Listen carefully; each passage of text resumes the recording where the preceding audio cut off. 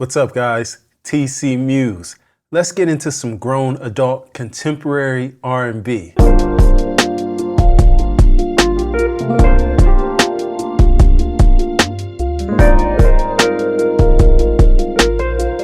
All right, guys, today we're getting into some grown contemporary R&B inspired by the artist Ledisi and her song Love You Too.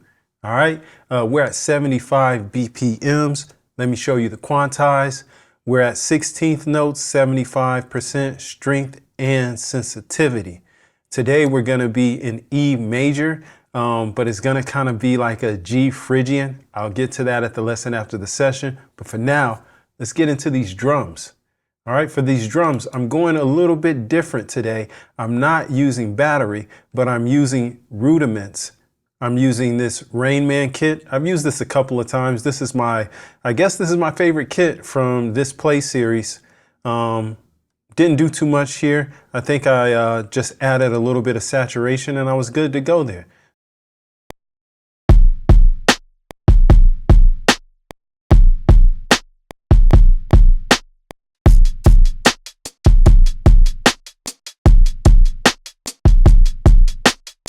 Next up, we're going to put in a little felt piano, and this is the part of the Ledisi song that I was really inspired by. It's kind of this repeating note on top. It's called an ostinato. I'll go a little bit more into that at the lesson after the session.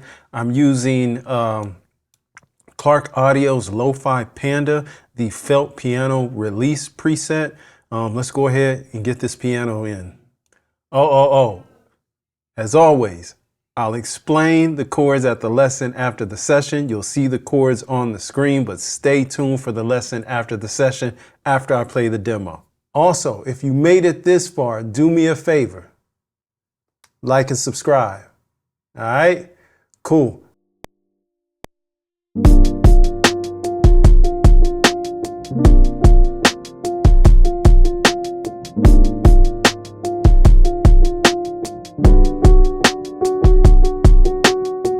Next up, let's get in a little Rhodes sound to help support the piano keys that we already put in. For that, we're using Arturia's Stage 73V. We're using Just the Way You Were preset. Let's go ahead and let's see where that comes from. Factory preset. So everybody that has Stage 73, you guys have this preset. Anyway, let's go ahead, get this in, just pad over, give support to the piano.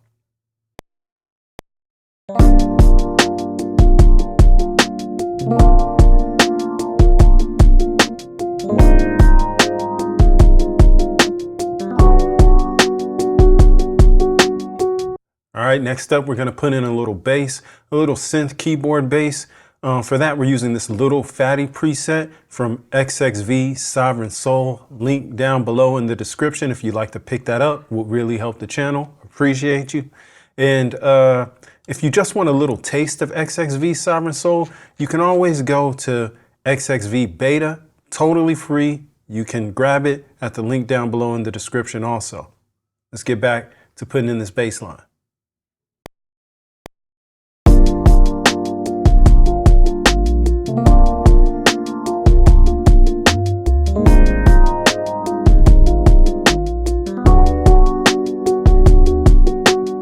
All right, do you think we have too many keys? Like, we got the piano and we have the Rhodes. I guess we might as well go for the trifecta and put in a little Wurlitzer. We're gonna add that in over the top, but we're gonna play this in with a few little trills and whatnot. So we're gonna take the quantize off. Y'all remind me to put it back on. So for the whirly, we're using Arturia's Whirly V. We're using the gig preset.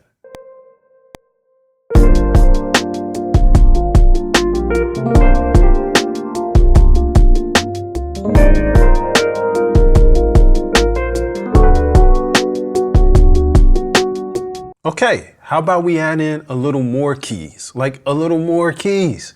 But this time we're using Mellotron. We're actually gonna use the stereo string preset in there just to do one of those old school, hold down the key just to let it, ride above everything to give it a little bit of a tickle of the ear. All right, let's get it. This one's gonna be super simple, just holding one note, and then at the end, we're going up one additional pitch or additional tone. Anyway, I'm talking way too much. Let me show you what I'm talking about and get it in.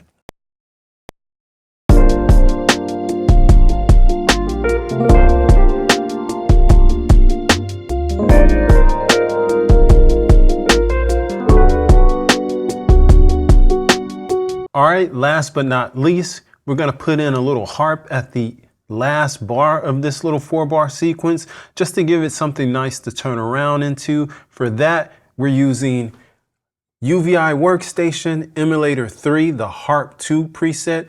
UVI recently updated their whole situation in regards to the UVI Workstation. Let me know if you guys want me to do a review on that, and also the little starter pack that they give you with it to see how useful it is. It's free, so you know, it may be something you want to look into if you're just getting into your music production journey and you don't want to break the bank. But let me know. Put it down in the comments. All right. We're just going to go to that last measure here, since we know that that's all we're looking to get. That way we don't have to actually, you know, wait through the whole thing.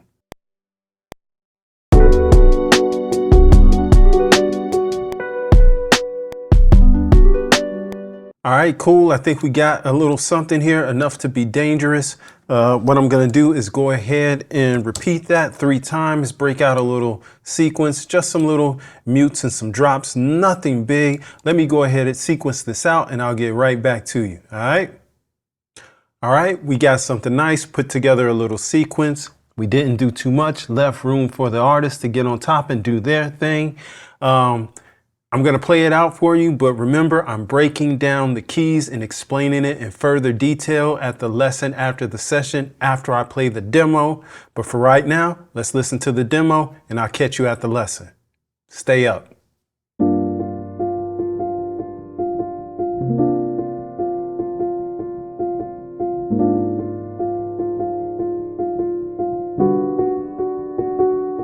TCM.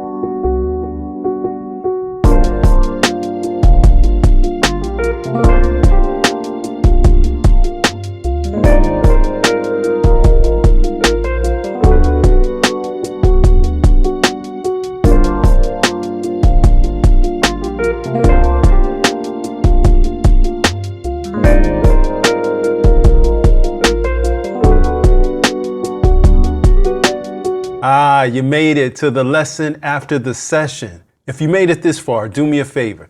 Drop a keyboard emoji down in the comments. All right, let's get to breaking down these chords. Like I said, we're in the key of E flat major, but we're going to focus on the G, so that makes it more of a G Phrygian type of beat. Don't worry about that. I'm going to explain everything as if it was E flat major. So the Roman numerals will be related to the number system of E flat major. Even though most of the song, we're going back to the home base of G minor. All right, let's go ahead and get it. I'm gonna put the chords on the screen that I'm gonna be using. So here it is. Oh, you know what? Let me play E flat major for you. Here it is.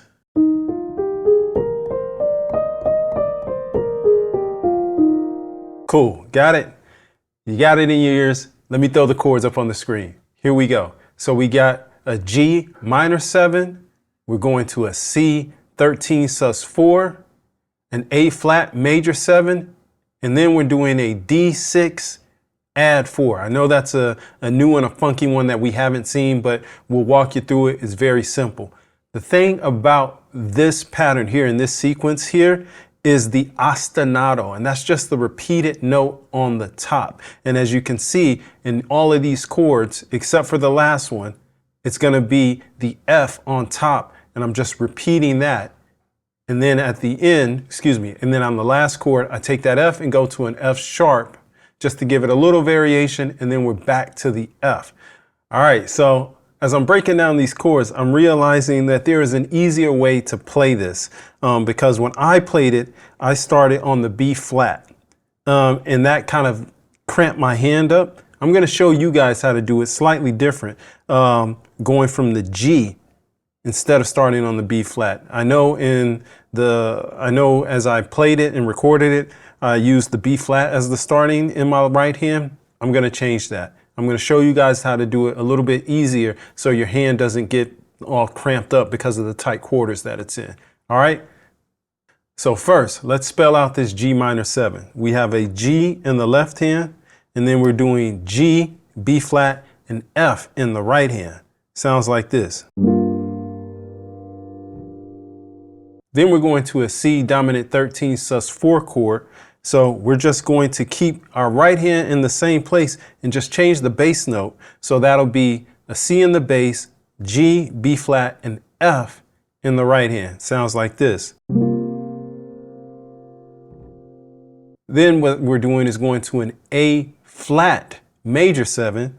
And again, right hand stays the same, G, B, and F. Left hand, we just move to that A flat. Sounds like this.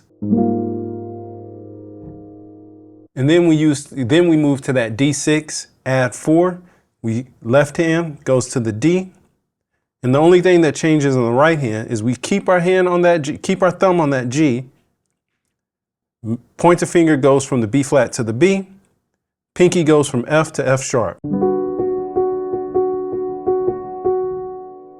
All right, those are the chords. Let's try to play it around once or twice just so you guys can hear what it sounds like. All right, play it with me if you can.